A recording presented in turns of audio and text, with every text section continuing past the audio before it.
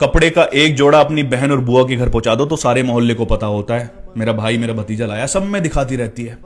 कुछ लोग कहते हैं कि नहीं यार, बहन और बुआ तो अमीर है तो जरूरत नहीं है उसकी, जरूरत होती है। अमीरी गरीबी मायने नहीं रखती, मायने रखता है कि उसके भाई के घर से आया, सीने से लगा के रखती है।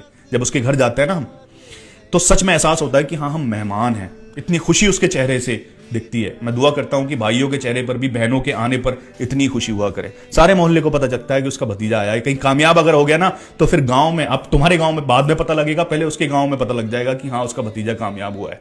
इतनी खुश होती है वो। दुआएं, शायद वो दिल से दुआएं, जो बहनें, शायद मैं कहता हूं शायद बहनें जो होती है ना अपने हस्बैंड के लिए भी इतने दिल से दुआएं नहीं करती होंगी जितनी भाइयों के लिए करती हैं।